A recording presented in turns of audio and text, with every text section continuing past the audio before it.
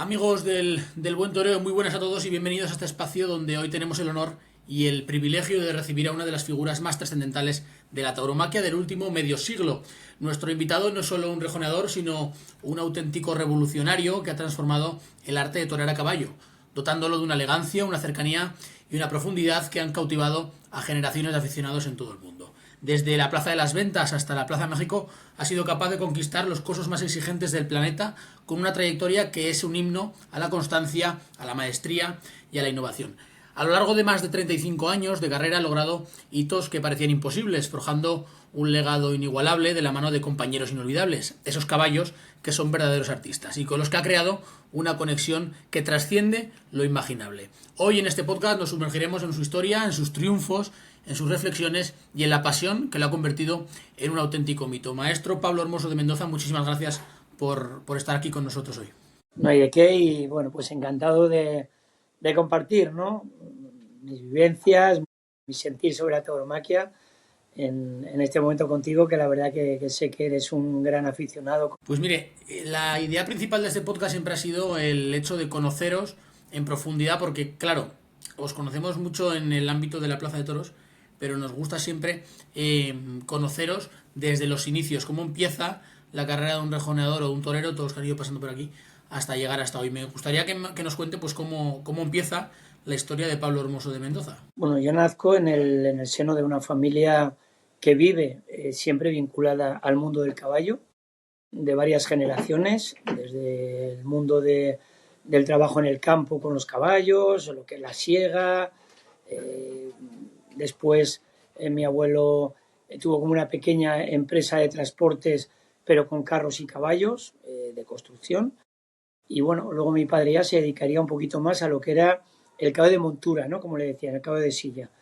Entonces, toda la familia pues nacemos entre caballos, nos criamos entre las patas de los caballos y bueno, el caballo es parte de nuestras vidas desde la infancia, ¿no? A mis 8 o 9 años empiezo a hacer algunos pinitos en salto, pues con algún caballo que caía por mi casa un poquito más brillante de lo normal, pues empiezo a hacer mis pinitos en concursos hípicos, alguna vez corro algún raid de no más de 25 kilómetros o así. Y bueno, eso de alguna manera va enriqueciendo mi cultura ecuestre, ¿no? Voy conociendo de algunas disciplinas, de cómo, bueno, pues sacar mayor partido a mi entendimiento con el caballo.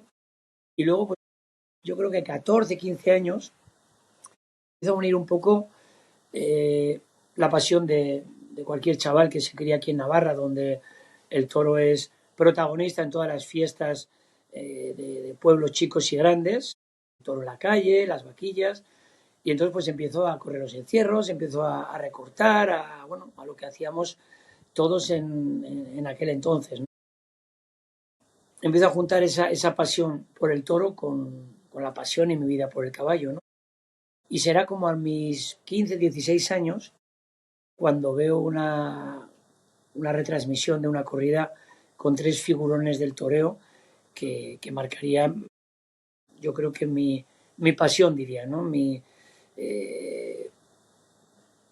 obsesión desde ese momento por querer hacer aquello, por querer descubrir cómo se podía llegar a crear esa imagen donde se fusionaba el caballo y el toro con esa hermosura, con esos movimientos.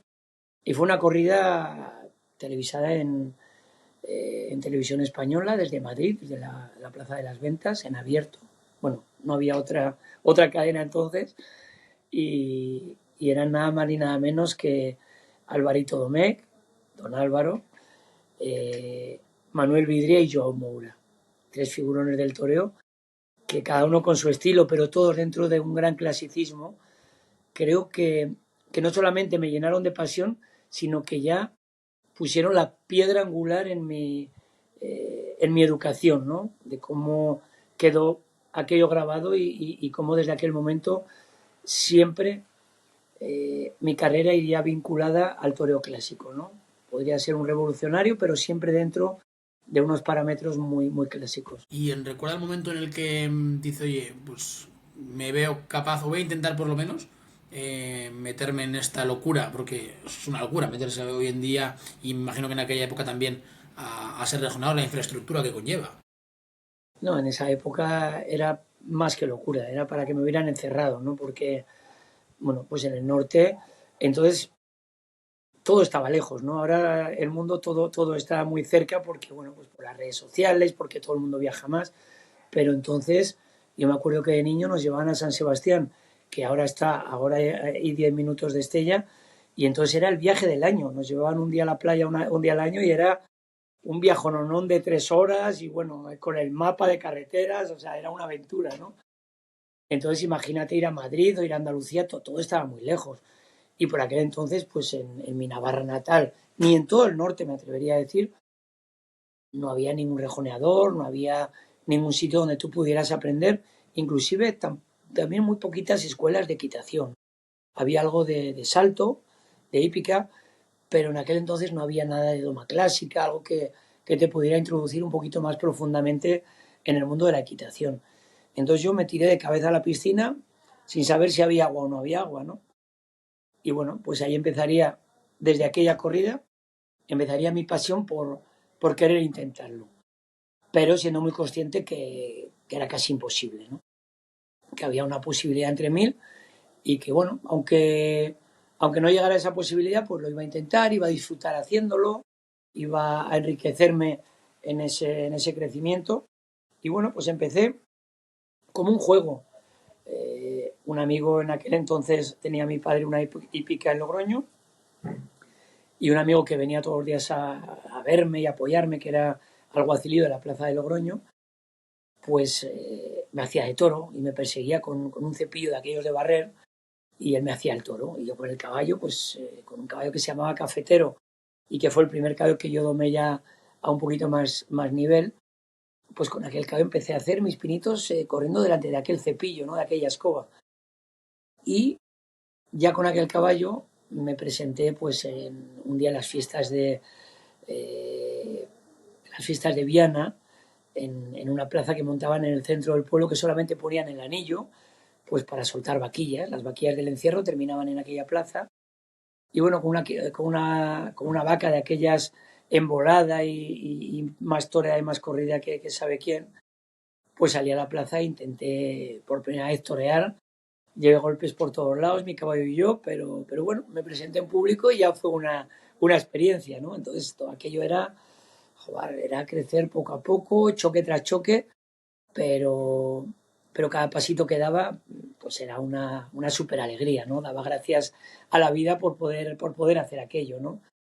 Y luego vendría quizás el primer paso ya un poquito más profesional, cuando en una becerrada popular donde se sorteaban 3 becerros en mi pueblo, ya en el año 83, pues le tocó a un amigo mío que era socio de Club Taurino y me dijo, oye, yo no quiero torear y a mí me da mucho miedo y tú quieres ser torero, pues te cedo el novillo, ¿no?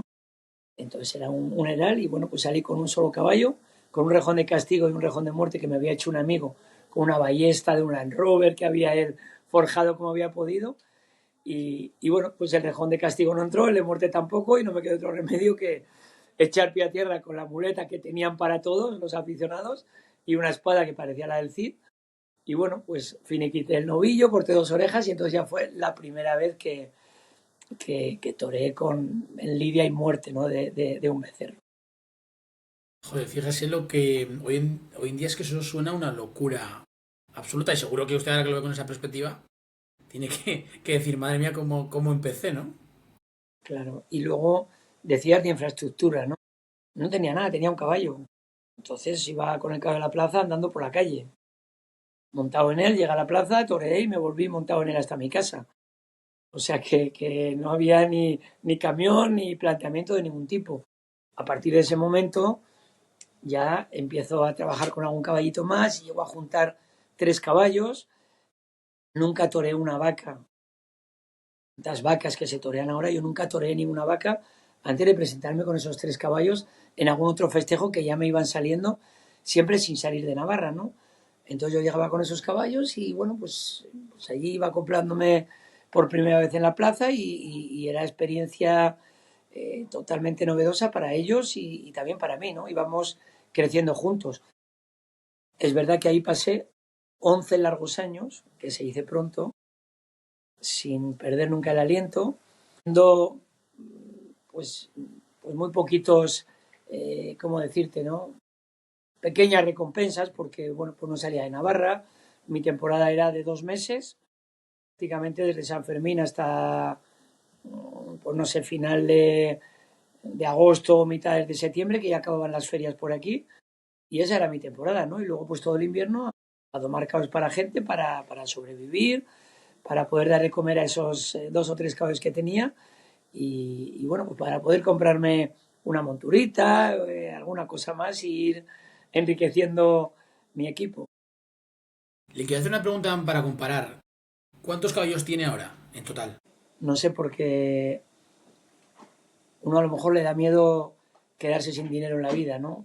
A mí me da pánico quedarme sin caballos, entonces es como una enfermedad que tengo y aquí en casa pues no sé qué puede haber, 300 caballos, 350, entre yeguas, potros, potras, caballos trabajando, pues fíjate que ahora Guillermo puede necesitar 10 15 caballos y tenemos en la cuadra 50 caballos que bueno, pues que diariamente trabajan por lo menos 25 o 30, ¿no? Fíjese la perspectiva, ¿eh? O sea, asusta pasar de los 3 1 a 3 que empezaba, a tener ahora... Para que...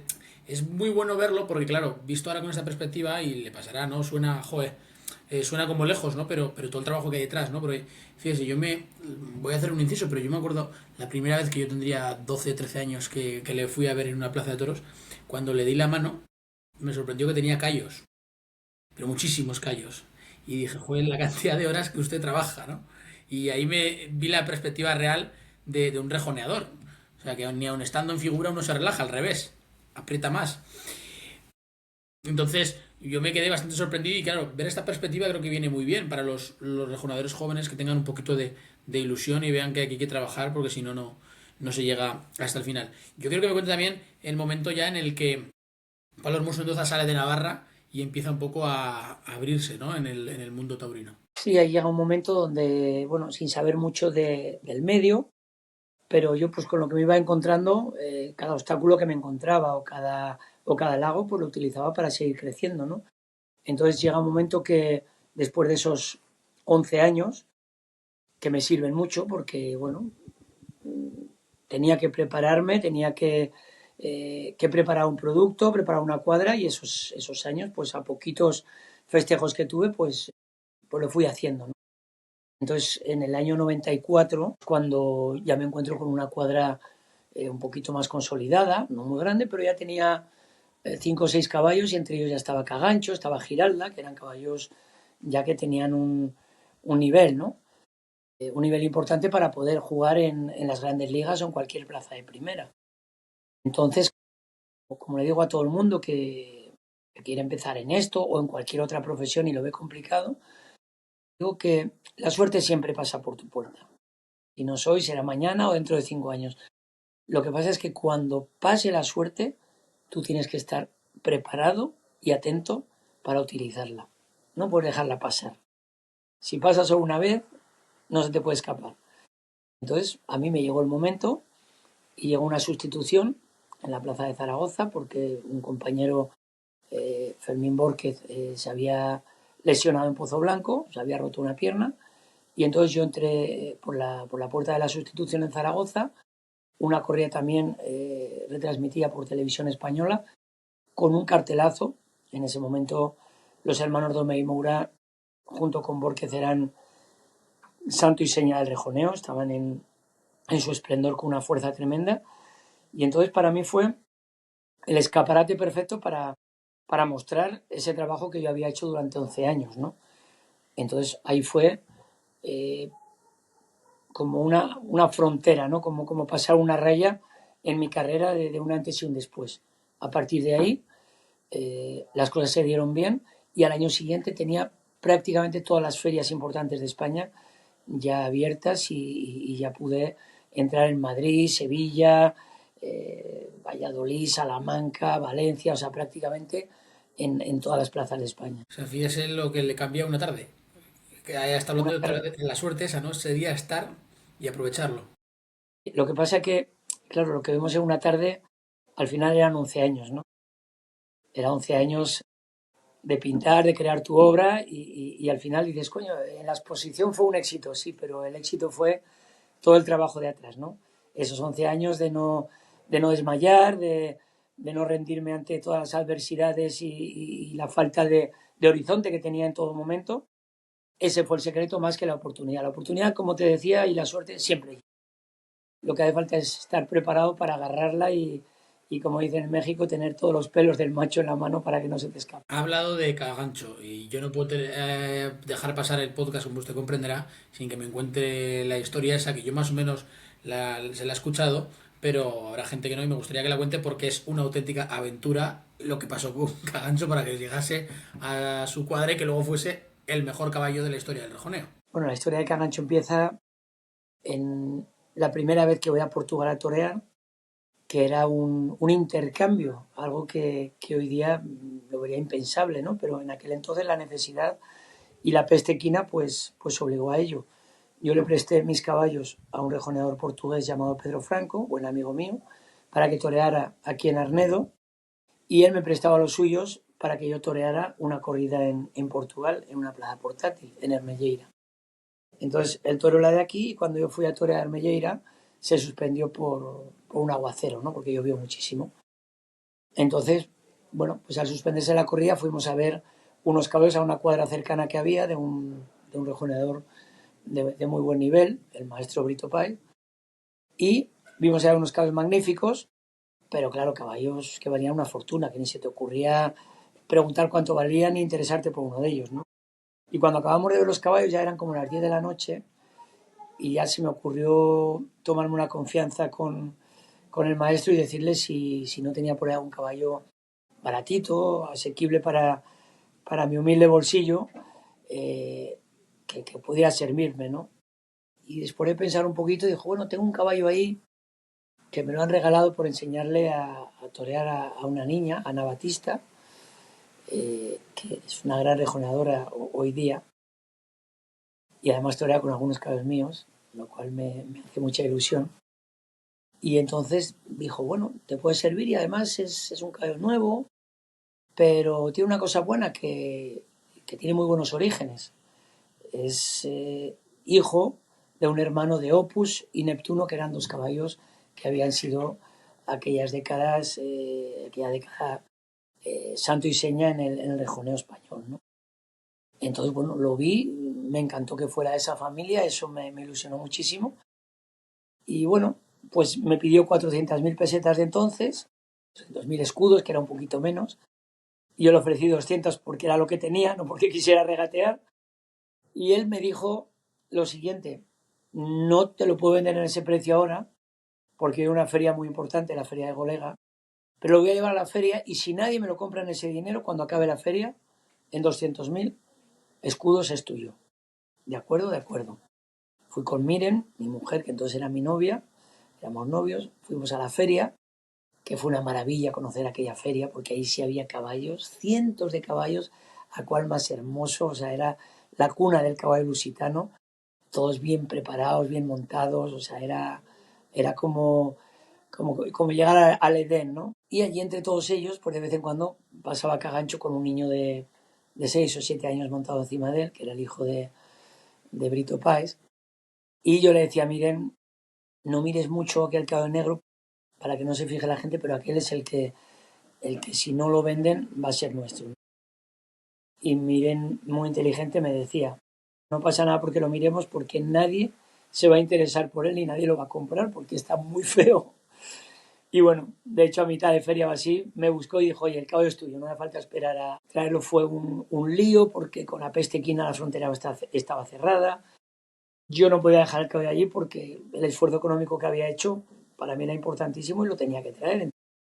Nos saltamos todas las reglas, lo pasó un hombre de contrabando, tuve que ir a Ciudad Rodrigo con un camión isotermo de un amigo a traer el caballo a escondidas. Bueno, aquello fue digno de película de contrabandistas, ¿no? Traje el caballo a casa y tan asustado estaba que lo tuve escondido un invierno entero. donde guardaba la paja, le hice ahí una caballeriza y lo sacaba a las noches, lo montaba, pero no quería que nadie lo viera porque qué explicaciones iba a dar, de dónde lo había traído, o sea. Y cuando llegó la temporada empecé a torear con él y curiosamente lo sacaba para último tercio, empezó bien, pero luego llegó ahí en el mes de septiembre una corrida con Joao Moura y Manuel Vidriera, nada más ni nada menos, en Ejea de los Caballeros, y fui a por una corta, me choqué con el toro, luego el caballo se me abría, empezó ese momento que pasan los caballos cuando pasan de la inocencia, que han toreado unas corridas siendo inocentes y todo lo ven fácil, a cuando ya le ven la dificultad y empiezan un poquito como a bocharse con el tema, ¿no? Y en ese momento se me puso complicado, tuve un parón de 8 o 10 días y después de esa corrida fui a torear a Ampuero, a Santander. Y como tuve tan poca confianza de que el caballo no se fuera a arrimar para las cortas, cuando lo saqué decidí agarrar una banderilla larga, por aquello de la distancia y poder ponerla más fácil. Y curiosamente con la banderilla larga le di otro sitio. Lo metí un poquito más de frente y el caballo lo hizo. No, me acuerdo como si hubiera sido hoy, ¿no? Batió un poquito y se quitó de una manera asomándose arriba del toro. Puse la banderilla como nunca, entonces, hasta entonces había puesto una banderilla con los caballos que tenía, porque eran caballos cruzados, que no se recreaban mucho la suerte, y en aquel momento sentí como que se detuvo el tiempo, ¿no? En esa banderilla. Y ahí es donde descubrí que el caballo era una estrella y que su sitio era de banderillas, ¿no? Y a partir de ahí empezó su crecimiento y al año siguiente ya impactó en todos los sitios que toreé. Fíjese lo que son las cosas, que recuerda perfectamente esa banderilla en Ampuero. Pero después de todo aquello, pero claro, hay una historia muy grande luego con Cagancho a lo largo de los años. Se podría decir que ha sido el caballo, bueno, cuando se habla de Pablo Hermoso de Mendoza se le asocia a Cagancho, pero quiero preguntar, ¿de dónde surge llamarle Cagancho? Porque usted es uno de los rejonadores más originales para el tema de los nombres. Berlín, Donatelli, se me ocurren mil. Sí, pero fíjate que es curioso el tema de Cagancho, porque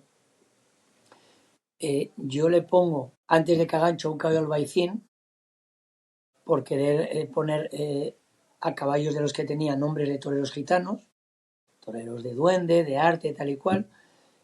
Y curiosamente, cuando compro Cagancho, mi apoderado se acuerda que ya lo llamaban Cagancho allí. Y fíjate cómo es la coincidencia. Entonces me junto con Albaicín y Cagancho, dos nombres gitanos. Entonces pareció que yo se lo habría puesto porque ya todo el mundo sabía que al anterior le había puesto Albaicín y tal, pero él ya venía con ese nombre de Portugal.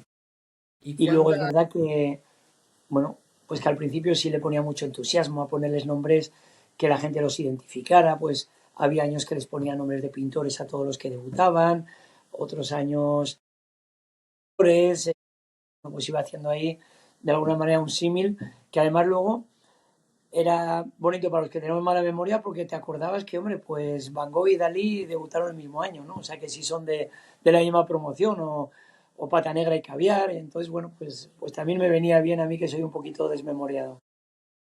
¿Cuántas ofertas ha llegado a recibir por Cagancho? Mira, tuve dos, porque tener una oferta de un caballo así, me atrevería a decir que es casi hasta una falta de respeto, ¿no?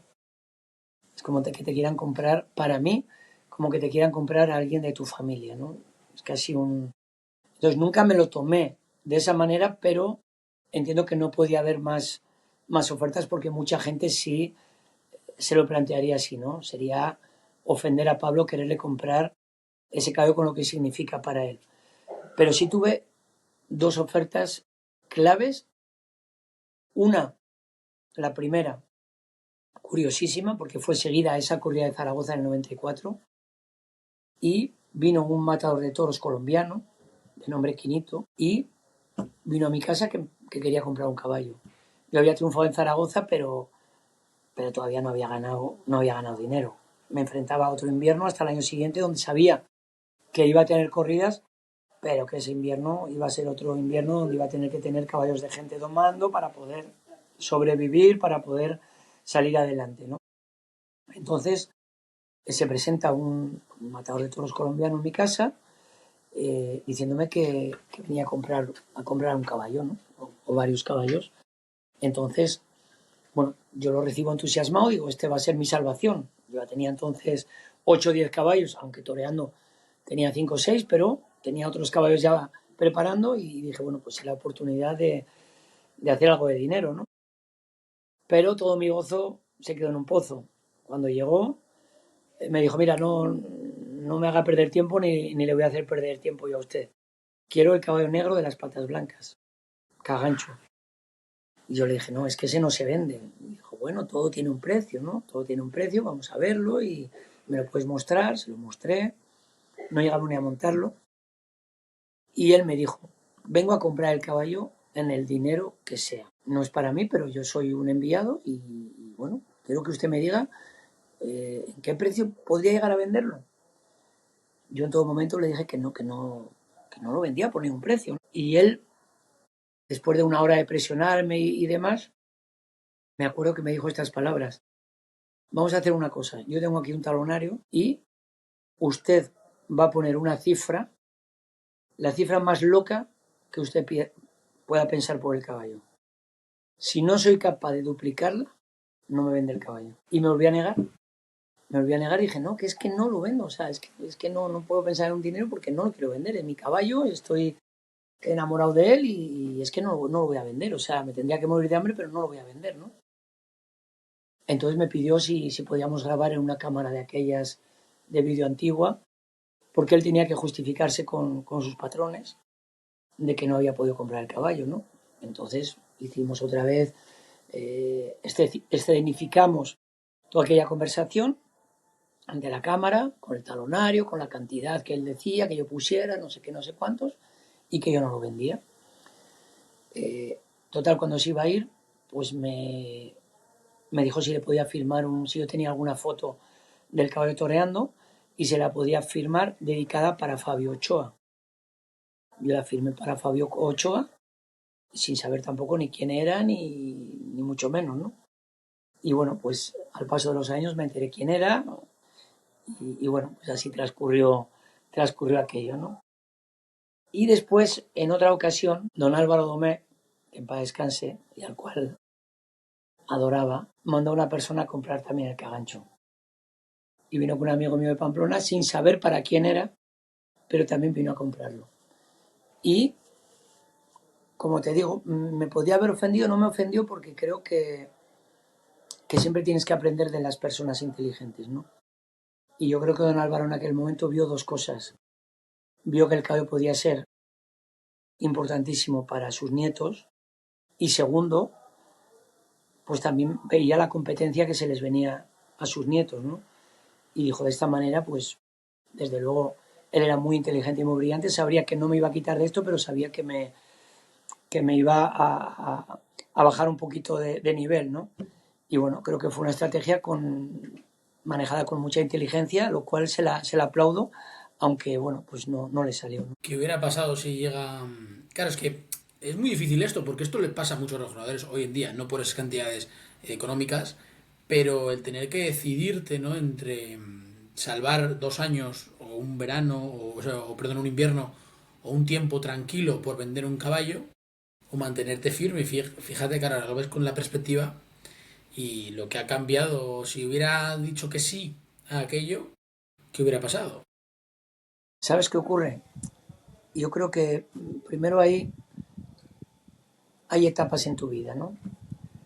Una en la que sueñas con llegar a algo y dejas a un lado el dinero, dejas todo y tú estás centrado y enfocado en que quieres llegar y vas a pasar por lo que necesites pasar, ¿no? Y yo en ese momento estaba estaba con ese celo y el caballo era parte de ese proyecto, ¿no? A lo mejor luego cuando ya tiras la toalla y ves que no has llegado a eso, pues planteas tu vida con que, bueno, no vas a ganar dinero en la profesión, pero vas a ganar dinero preparando caballos y vendiendo. Entonces ya es un planteamiento diferente, ¿no? Pero luego hay otra cuestión que a mí no me ha cambiado ni ahora que estoy retirado, ¿no? Yo siempre digo que hay caballos en mi casa que un día se pueden ir de mi casa y hay otros que nunca se van a ir de mi casa, ni de mi vida. Entonces, tú sabes que entre el ramillete de caballos que ahora hay en mi casa, hay caballos que son buenos, que están toreando, pero no hay un vínculo amoroso, no hay un vínculo al 100% no sé cómo decirte, de amor, sí, de pasión, de algo que tú creas con él. y sabes que, bueno, es un gran caballo, me va muy bien, lo disfruto, le he dedicado 4 años de mi vida, pero a lo mejor un día se va para otra persona, ¿no? Hay otros que ni por el dinero que sea, sigo pensando igual que con Cagancho. Abajo está Pirata, está Disparate y jamás se van a ir de mi casa. Ni por dinero ni por nada, morirán aquí. Como murió Cagancho, Chicuelo, Labrid, Fusilero y tantos otros que están enterrados aquí al lado de mi casa, ¿no? Es una manera de ser. O sea, es una manera de ser que mi padre también era así. Mi padre podía no tener dinero, pero había caballos en mi casa que eran... jamás se iban. Y a lo mejor era un caballo de excursión, ¿eh? Que era un caballo que no era brillante, pero yo recuerdo caballos el Apache, la Salerosa, que esos caballos sabíamos que iban a morir en nuestra casa. Y eran intocables, ¿no? Entonces creo que es lealtad, gratitud, amor, llámalo como quieras. Quiero que me cuente también, me he fijado muchas veces en ese gesto que hace, hacía y bueno, seguirá haciendo en estos festejos que va torando de vez en cuando, como va a ser dentro de poco, o se dice que va a ser el Festival de Madrid.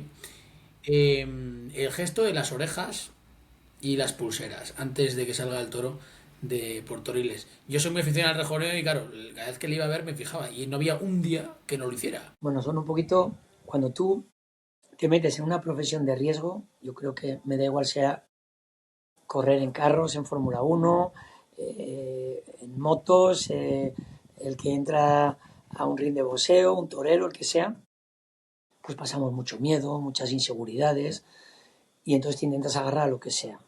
Y en el mundo del toro es un mundo lleno de supersticiones. Por el miedo al toro, por el miedo escénico,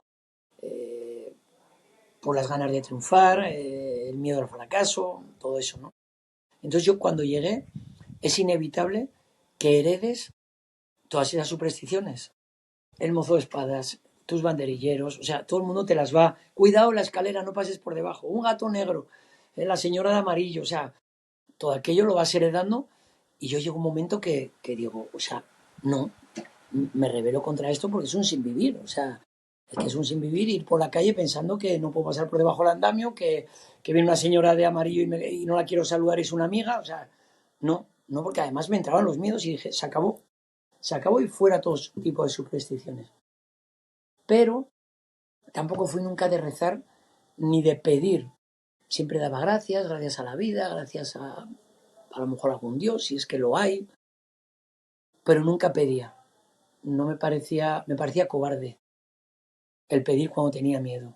Cuando todo me salía bien o cuando salía, joder, doy gracias por lo que he vivido, ¿no? Eso sí, mi gratitud. Pero mis miedos los gestiono yo y no quiero que nadie me los quite, ¿no? Pero entonces, el tema de las orejas empieza ya como una cosa mía que se entremezcla entre superstición y entre conexión con el caballo. Surge con la Brit, que tenía el cuello muy corto, las orejitas muy cerca de mí, y en sus primeras corridas, cuando iba a salir el toro, se ponía muy inquieto como muchos caballos nuevos. Los dejas parados ahí en la plaza y empieza a aumentar el nerviosismo y se quieren mover mucho y te transmiten a ti más nerviosismo porque los ves excitados a ellos. Entonces me salió un día intuitivo agarrar en la oreja y noté como el caballo se tranquilizaba, o sea, como que en ese momento decía, ay, si no estoy solo, ¿no? Si estás aquí conmigo, se me había olvidado. Y se lo empecé a hacer porque se calmaba y entonces empezó a crear en mí como una sensación también de, joder, estoy contigo, tú estás conmigo, nos hablamos, ¿no? Una parte del diálogo ese íntimo en el momento antes de que salga el toro. Y a la vez, como una superstición mía, decir, bueno, pues esto también me trae a mí una serenidad, un afrontar el momento de mejor manera, ¿no? Y luego la otra parte,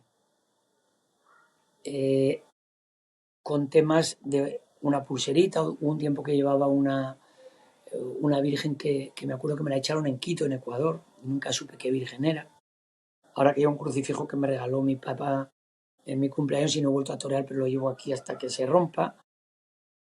Entonces, no es que sea muy devoto, pero sí creo en la energía que tienen esos crucifijos, esa pulserita de un San Pablo, que alguien me la ha regalado y que ellos sí me la han regalado con la fe de que me va a ir bien, ¿no? Entonces creo en esa fe que alguien que me quiere me ha querido trasladar, me ha querido regalar esa fe, ese cariño, esas ganas de que todo me vaya bien, ¿no? En eso es en lo que creo, y tengo en mi casa, tengo una capilla llena de estampitas de vírgenes de Guadalupe, de San Pablos, de todo tipo de estampitas que me han dado en las corridas, con todo cariño puestas ahí, porque representan esa fe de toda esa gente que me la ha dado queriendo pues darme la mejor de las suertes, ¿no? Si por mí fuera, estaríamos 3 horas, porque si no, esto. Porque hay muchas cosas más que ahora usted da gusto escucharle, ¿no? Pero voy dando saltitos de cosas puntuales que creo que quiero hablar con usted. Y otro de los puntos que me parecen más importantes es que usted, yo por lo menos lo que he visto es que nunca ha dudado de su concepto del toreo a caballo. Y me parece que es muy difícil, porque hoy en día usted ha sido la rama más pura, más templada, y no se ha ido quizá esos efectismos que hoy en día están muy de moda, de alardes al público, sin toro, ¿no? Como muchas veces se dice. Y quiero preguntarle, porque alguna vez habrá dudado, o no sé si ha llegado a dudar, en hacer ese tipo de cosas, porque parece una tontería, pero son efectivos. La realidad es que muchas veces son efectivos, aunque no están bien vistos, pero son efectivos. Mira, no he dudado, perdón, no he dudado nunca porque tuve muy claro desde el principio, como te he dicho, aquella corrida, lo que yo capté y lo que a mí me gustaba, ¿no? Una sensibilidad muy marcada. Me gustaba las cosas muy puras, con mucha estética, con mucha profundidad, cero violencia. Yo nunca pude con el castigo al caballo. O sea, el caballo tenía que sentir que toreara lo más libre posible, sin castigo en la boca, sin castigarlo con las espuelas. Entonces, yo no me podía salir de ese concepto. Nunca me he tambaleado por ver otros tipos de toreo. Sí es verdad que a veces me ha dolido porque a veces a nivel de orejas me ganaban muy fácil. Porque con los efectismos pues le llegas a la gente pues mucho más fácil. Es como si pones a Ordóñez a torear con el cordobés, siempre va a cortar más orejas el cordobés, ¿no? Entonces indudablemente hay veces que te ves en esa parte que la gente ve a veces como de competición entre toreros, que a mí nunca me ha gustado mucho, ¿no? Porque creo que el toreo es más un arte que una competición entre toreros, que cada uno plasma su obra de arte. No es una competición de velocidad, de quién se arrima más, de quién se arrima menos. Aunque a todos nos guste, indudablemente, ser los mejores. Eso va con la raza humana, ¿no?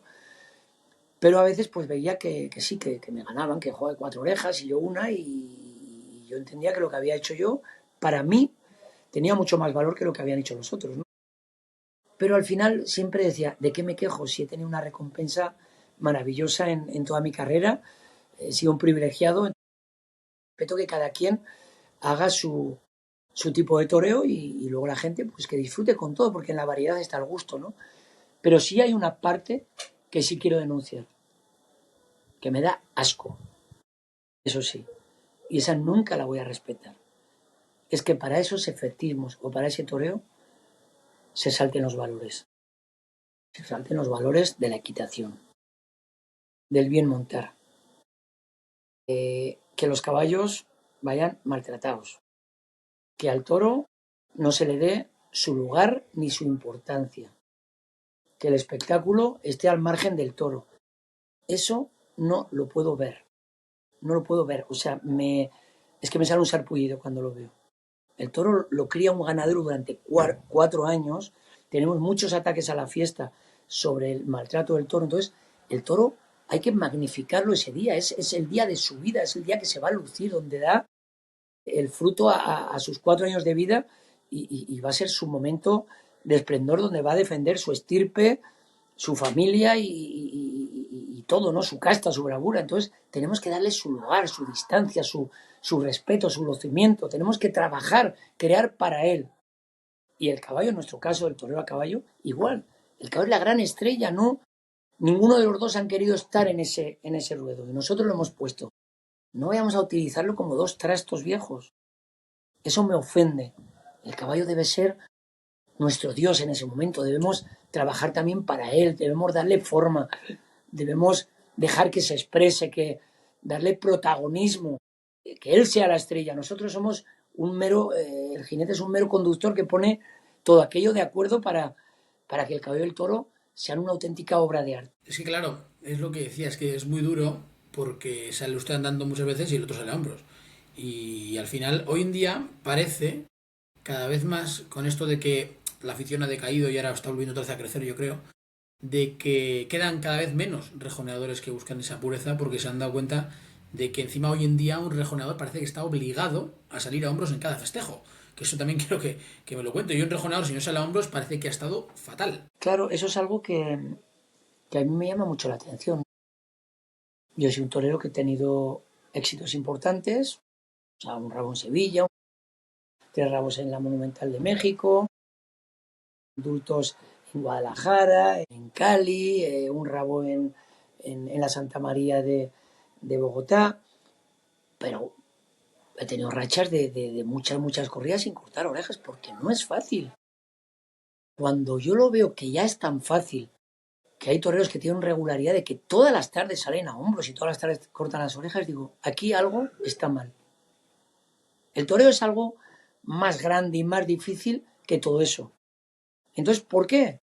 Porque se mata de una manera abusiva, con el toro parado, a la media vuelta y entonces es súper seguro meter el rejón, porque creas un espectáculo que no necesitas que haya un entendimiento con el toro, así haya un toro que nos sirva, tiene repertorio para cortar las orejas, entonces eso ya no me sirve. O sea, el que de 60 tardes tenga una regularidad que 58 ha salido a hombros, yo en vez de decir qué genio eres, digo, algo estás haciendo mal. Porque con un toreo bueno y puro es muy difícil salir a hombros todos los días. O sea, te tienes que encontrar con tu toro, con la inspiración, con tantas cosas, ¿no? Entonces, como tú dices, si sales demasiado a hombros. Y luego está toda esa parte que también marca mucho a los jóvenes, ¿no? Yo recuerdo que en los años que he estado, las tendencias que ha habido, por ejemplo, cuando salió Ginés Cartagena, para todos nosotros fue un aliento. Fue un aliento porque fue poder creer que sí se podía llegar sin ser de una familia vinculada al mundo del rejoneo, vinculada a unos nombres muy relacionados a la fiesta taurina, al mundo bravo.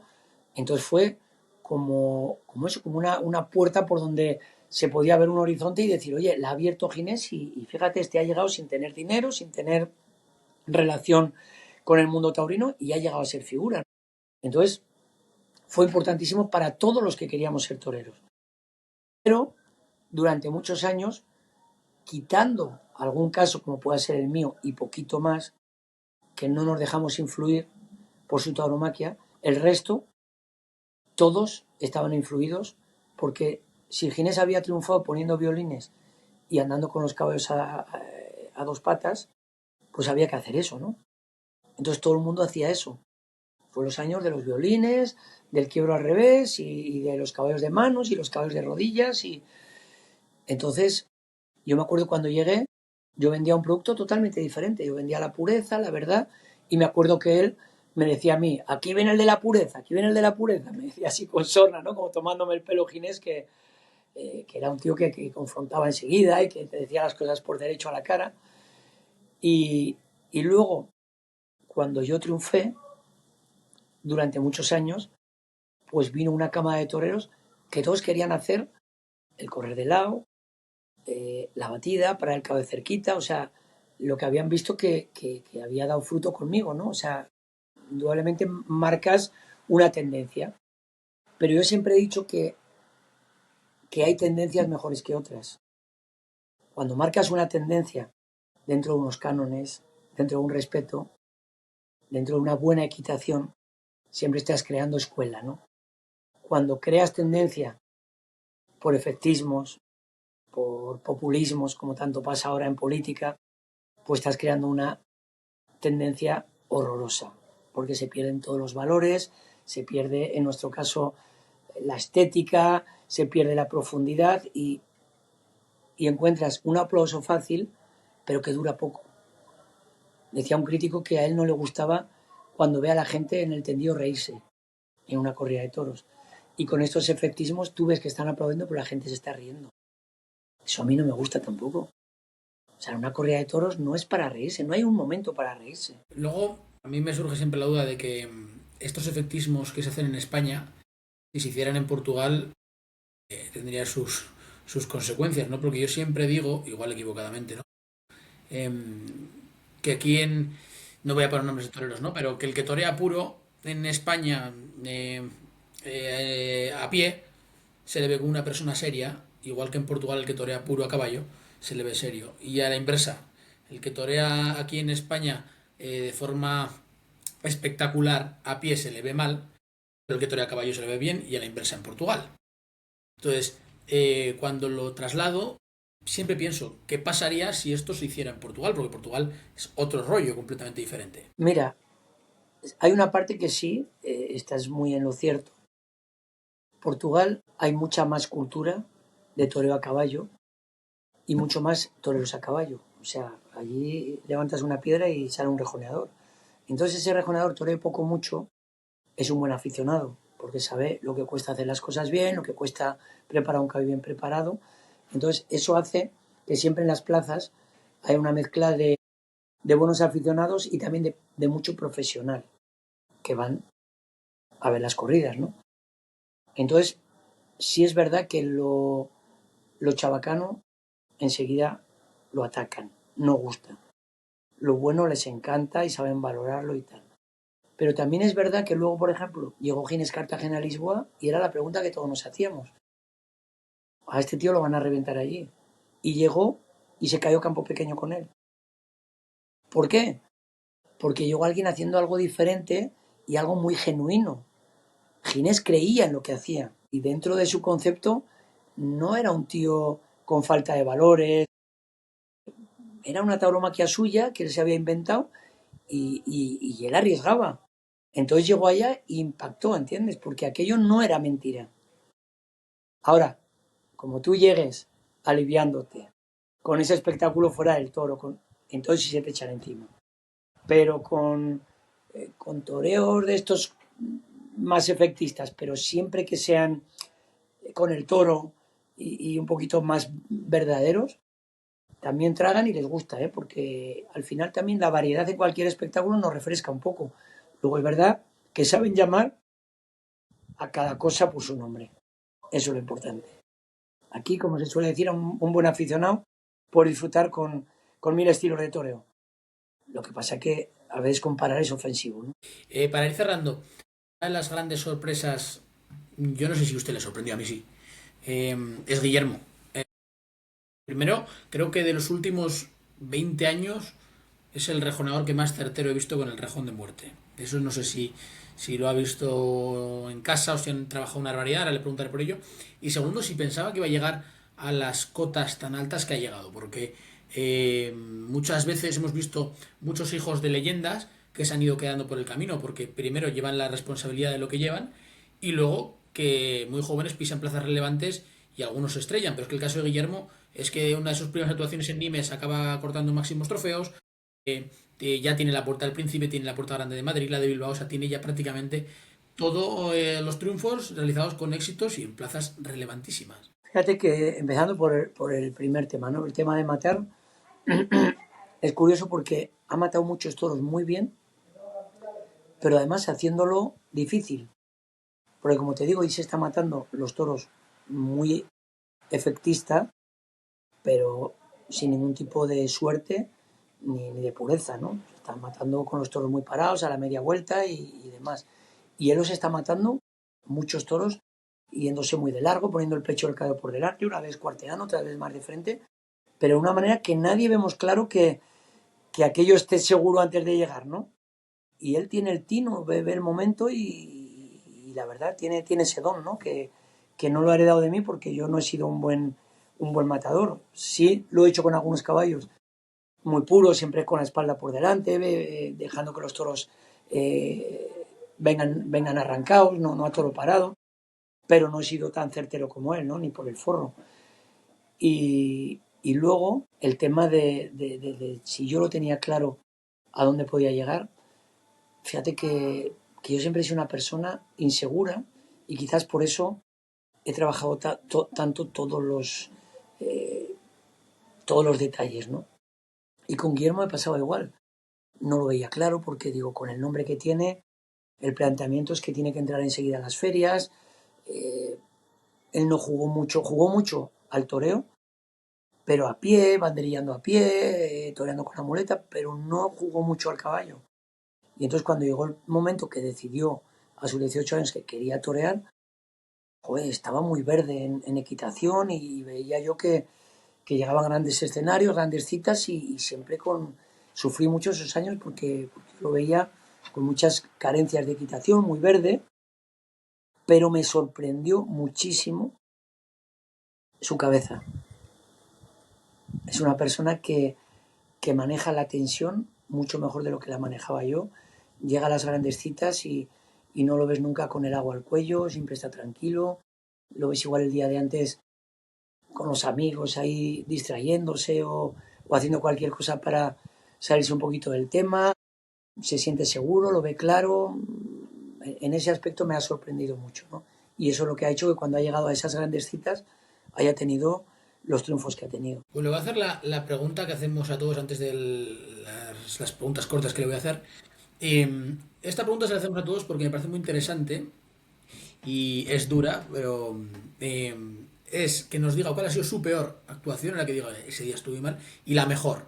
Tener que elegir una es complicado, pero le pedimos por favor que elija esa que crea que ha sido la mejor y cuál cree que diga, pues, ese día no estuve bien por ningún lado porque me pasó X, me pasó Y, etcétera, etcétera. Mira, la peor es muy fácil. La peor fue una vez que me anuncian a mí solo en Rincón de Soto, un pueblo de La Rioja, en una plaza portátil con 2 novillos en mis principios.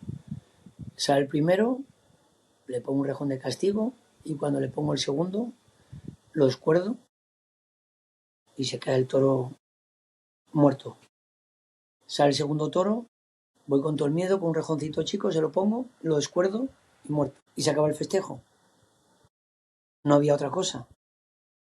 Entonces me dice el empresario, oye, era un ganadero ahí cerca, tengo aquí una ganadería de esas que tenían vacas para la calle, vamos y bajamos un novillo. Está la gente aquí adentro y esto se ha acabado y que, pues ahí me ves a mí de torero, que me monto con él en el camión, vamos a la ganadería y me dice, pues mira, aquel toro, pero el toro está sin arreglar, un toro con 4 o 5 años y todavía no tenía ni alternativa.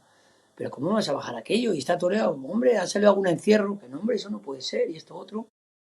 Y al final había allí pues un heralito, así con los pitones un poquito playero para abajo, pues vamos a bajar ese.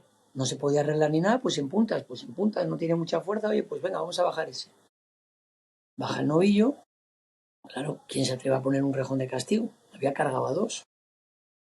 Entonces digo, no le pongo en un rejón de castigo, voy a ponerle banderillas. Mira, aquel novillo se complica, un novillo de la tierra. Yo no sé si estaba toreado o no. Me he tropezado los cabos por todos lados. Una banderilla aquí, otra banderilla allí, un cuadro. Me bajé a descabellarlo. Aquello ni tenía morrillo, ni tenía testud, ni tenía nada. Bueno, no se lo llevaron vivo porque nunca me dieron los avisos, porque aquello fue tremendo. Me fui del pueblo, o sea, avergonzado, pero avergonzado. De decir, es que no te pueden salir las cosas peor, no se puede estar peor. Y luego durante años me lo echaban en cara siempre. Tienes que volver a Rincón cuando ya era figura. Tienes que volver a Rincón porque hay que ver la vez que estuviste. Sí, sí, os prometo que tengo que volver porque aquello fue horroroso, ¿no? Eso sin ninguna duda fue la peor experiencia de mi carrera. Y la mejor, que es difícil porque no siento a día de hoy que he hecho una faena redonda. No la siento. He tenido momentos. Recuerdo banderillas. Recuerdo una banderilla en Zaragoza con Cagancho esplendorosa, o sea, magnífica. Recuerdo considerar una bandería en Bilbao, o sea, de esas que te llenan el alma, o sea, que cualquier día se te representa otra vez cuando estás montando un caballo y jugar. Volver a vivir ese momento sería maravilloso. Pero una faena redonda está por llegar. Me imagino que ese era el motivo por el que seguía, ¿no? En el toreo a caballo, ¿no? Porque está igual pensando que algún día podría llegar. Sí, y por eso sigo montando y por eso sigo con la ilusión, porque el aprendizaje sigue ahí. El libro sigue con las páginas, con muchas páginas en blanco que hay que escribir y cada día me monto a caballo con la misma ilusión y cada día le digo a mi hijo, o sea, analiza caballos de los que tenemos figuras que se pusieron hace 4 años y analízalos con los que estamos montando ahora. Estos están mucho mejor puestos que aquellos ya. Seguimos evolucionando día tras día, cada vez buscando más perfección, más facilidad para ellos, abrirles menos puertas de equivocaciones para que tengan menos dudas, para que tengan menos malas experiencias. En definitiva, en esa búsqueda de la perfección que mi vida se me va a quedar corta y qué bueno, ¿no? Porque es que no he hecho en falta, o sea, no ha habido un cambio en mi vida en lo más mínimo de haberme retirado de los ruedos, porque sigo haciendo lo mismo, sigo con la misma ilusión y sigo con la misma pasión por lo que hago. Entonces, es que no necesito de la plaza porque me enriquece cada día el aprender, el montar a caballo cada vez mejor. O sea, eso es lo que me llena y lo que he buscado toda mi vida. Por cierto, ahora le voy a hacer las preguntas cortas, una lista. Y, y antes de ello, le quiero dar las gracias porque una de las cosas que ha caracterizado a Pablo Hermoso Mendoza, sobre todo este último año, estos últimos 2 años, ha sido su apoyo incondicional a México. O sea, hemos visto en plazas estos últimos 2 años que seguramente no ha pisado ninguna otra figura. Y ahora, estando en la situación como está, creo que es de los pocos que ha tirado del carro y se ha puesto a apoyar. Y lo digo porque hoy ha salido la noticia de que Joselito Dame se retira de verdad, o sea, yo desde España tengo la sensación de que parece que lo que pasa en América nos da un poco igual y ese es uno de los principales problemas para mí de, de que México esté como está, de que no le hemos dado la importancia que seguramente merece. Entonces, primero le quiero dar las gracias antes de pasar a esas preguntas porque creo que es de los pocos, y igual el único, que ha sido capaz de trasladar y apoyar todo lo que ha podido, sobre todo destacando estas últimas temporadas que ha pisado plazas que muchos dirían que sería impensable para otros, ¿no? Entonces, por ese lado, me gustaría darle las gracias por ese aspecto, porque yo soy muy aficionado al mundo del toro en América también, y desde España ni llegan noticias, ni se sabe lo que pasa por allí, y seguro que usted lo ha vivido, vamos, mejor que nadie. Habrá triunfado allí y aquí parece como que no ha pasado. Sí, México es un tema de gratitud, de cercanía con el pueblo. El toreo es algo que surge del pueblo y para el pueblo, ¿no? Entonces, el hacer del toreo algo para nada más unas élites sociales, eh, me parece que no es lo correcto, ¿no? Entonces ahí hay una frontera entre que es que las figuras no deben ir a los pueblos. ¿Por qué? Una figura lo que debe de ir al pueblo a hacer el mismo espectáculo que hace en una gran plaza, ¿no? Con la misma verdad, con sus mismos caballos, sin engañar a nadie, pero llevar tu arte a todos los rincones, dando opciones de entradas baratas, de sitios donde a lo mejor no se puede pagar los monumentos que una figura cobra en Madrid o en la Plaza México. Pero esa gente le sale su día, creas afición, le llevas el toreo al pueblo y a la gente sencilla. Eso a mí me ha enriquecido más que cualquier éxito en una plaza importante. No te puedes importar, o sea, imaginar, si a mí se me quiere en México de una manera muy especial, es porque yo, curiosamente, en el toreo muchas veces llegas de abajo arriba, ¿no? Llegas a los pueblos cuando no eres nadie y luego, cuando vas triunfando, vas creciendo hacia las grandes plazas y ya te quedas ahí. Yo llegué a México y fue al revés. Llegué y mi debut fue en la plaza Monumental México. De ahí fui a Guadalajara, Monterrey, las grandes plazas. Pero luego no me quise quedar ahí. De ahí decidí permear hasta todos los pueblos en toda mi carrera. Yo toreaba 74 corridas el año que más, luego muchos años de 60 corridas en México. Y era puro de llegar a cantidad de rincones de México. Había veces que torearon muchísimos lienzos en pueblitos, en plazas portátiles. Y es de lo que más orgulloso estoy. Era llegar al pueblo y eso, a la postre, me regaló una popularidad en México que todo el mundo me conocía, pero no me conocía solamente por un tema publicitario. Me conocía porque había estado en su pueblo y porque me habían visto en el hotel y me habían visto pasear por el pueblo. Y si había un espectáculo de charreada o de una verbena, me gustaba ir, me gustaba adentrarme un poquito en la cultura de allí, de sus gentes. Y eso hizo que, bueno, pues que la gente me adoptara como me ha adoptado en México. Que por cierto, esto igual no quiere que lo diga, pero yo lo voy a decir. Conozco muchos empresarios que a mí me han hablado de que usted les ha hecho favores de cuando la plaza no ha ido bien, usted se ha llegado a reducir los monumentos y eso lo tengo que decir en público, no sé, yo entiendo que ustedes nunca lo suelen decir, pero creo que habla muy bien de la profesionalidad suya y cuando me lo han contado es una cosa que no hace todo el mundo y es algo también que mucha gente no lo sabe, pero yo por los contactos que he tenido con muchísimos empresarios, cuando me han puesto ejemplos me han puesto a usted de saber, oye, pues cuando las cosas no han funcionado, pues no buscar una ruina a ningún empresario y tener un poco de generosidad. Mira, yo siempre he tenido claro una cosa. Para que yo gane dinero, tienen que ganar los demás. Si yo voy y me llevo todo, al año siguiente el empresario no me va a poner. O sea, entonces creo que tú tienes que dejar una derrama para que todo lo que se mueva alrededor tuya les vaya bien. Entonces siempre te van a buscar, no solo porque torees bien o no, tú tienes que meter gente y que con esa gente llegue para todo el mundo. Si hay mucha gente y hay mucha taquilla, llegará también mucho para mí, pero cuando tú entiendes que no ha llegado eso y que el empresario ha hecho su parte bien hecha, tú también tienes una parte de responsabilidad de que la gente no ha ido a verte a ti.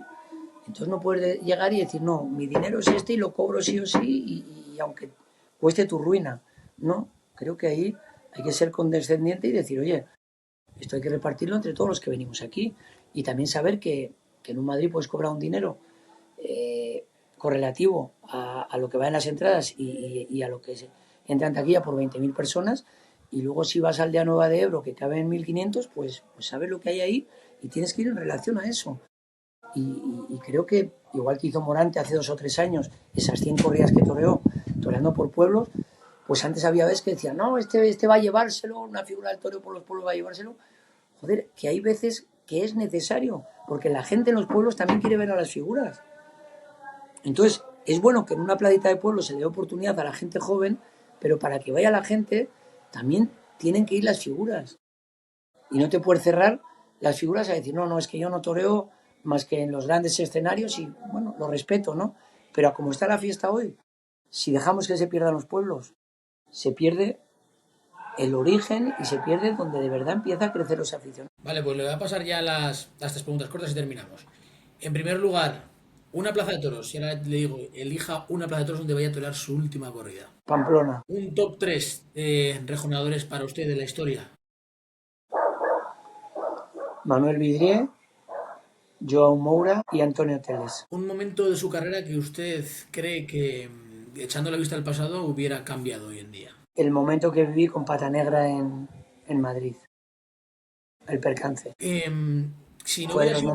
de los momentos más dolorosos de mi carrera y además que movieron un poquito mis pilares, ¿no?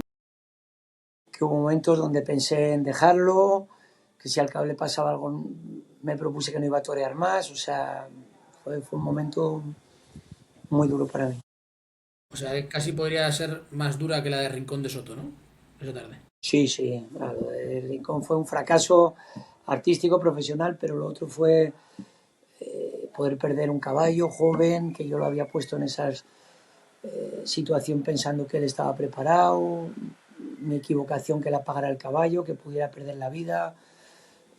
Fue como cuando la vida de un niño pues corre peligro por una equivocación tuya, ¿no? Eso no te... ¿Qué hubiera sido Pablo Hermoso Mendoza si no hubiera sido rejonador o qué le hubiera gustado ser? Cualquier cosa, pero siempre vinculado con el caballo, ¿eh? Podría haber sido un guía de rutas turísticas a caballo, podría haber sido un herrador, cualquier cosa, pero siempre alrededor del mundo. Y ya por último, ¿qué es de lo que más orgulloso se siente Pablo Hermoso Mendoza a lo largo de todo lo que ha pasado? Porque usted tiene muchas cosas. La historia que ha marcado, los cambios que ha realizado, que cada vez que se habla con un rejonador siempre habla de los cambios que empezó Pablo Hermoso.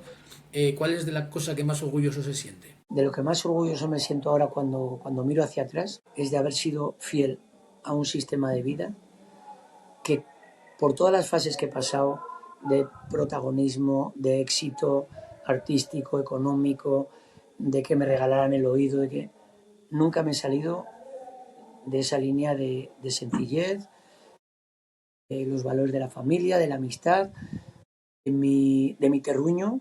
O sea, yo soy de Estella y sigo siendo de Estella y vivo con la gente de Estella. Como cuando no tenía un duro y no era nada popular, ¿no? el no haber consentido que nada de todo lo que ha pasado me cambie como persona. De eso es de lo que estoy más orgulloso. Pues le quiero preguntar ya para acabar, ¿quién le gustaría que fuera el próximo invitado? Alguien que crea, "Oiga, pues, aunque no sea muy famoso, pero que diga, pues este os podría contar cosas para alucinar. Pero del Puede mundo del ser, toreo, sí, puede ser incluso hasta, mire, el Cid nos dijo un hombre que había sido mozo de espada suyo durante 20 años. O personas así puntuales, ya no hablamos de personajes súper famosos. yo creo que una persona que tiene unas vivencias muy bonitas del mundo del toro y del mundo del rejoneo también es Paco Ojeda, que ha visto también la vida desde todos los ángulos, ¿no? Esa es una riqueza maravillosa. Cuando tú solamente has vivido rico, o has vivido pobre, o has vivido figura siempre, o has vivido solo abajo sin llegar a ser figura, has vivido la vida solo desde un prisma, ¿no? Cuando la has vivido desde todos los ángulos, te da una riqueza y te da una visión de todo ello enriquecedora que a su vez cuando la cuentas pues enriquece a muchos otros. Pues lo tendremos en cuenta y aprovecho para dar las gracias, maestro Pablo Hermoso Anduza, por este rato, por esta hora que ha estado con nosotros. Y de verdad que, oye, que da gusto escucharle hablar. Que si es verdad el rumor, que no le he querido preguntar, del Festival de Madrid, pues hoy va a ser otra oportunidad extraordinaria para poder volverle a ver. Así que de verdad, muchísimas gracias. Y oye, ojalá podamos volverle a ver, aunque sea en festivales o algunas cosas puntuales. Bueno, la verdad que lo de Madrid ya no es un rumor porque nos pidió José Antonio, que fue una iniciativa para hacer ahí pues una estatua, algo, una escultura, homenaje al maestro Chenel. Y vamos, yo me apunté desde el primer momento porque para mí fue una persona santo y seña en mi vida, con la cual, no sé, comulgué desde el principio, siempre fue súper cercano a mí, eh, que para mí una figura del toreo como él, con la sensibilidad que él tenía, que también se hiciera hasta aficionado al rejoneo, ¿no? Y me siguiera cada vez que toreaba en algún sitio, luego a través de las ondas de la cadena de ser me preguntaba por mi caballo, cómo había estado en Barcelona, cómo había estado en el otro.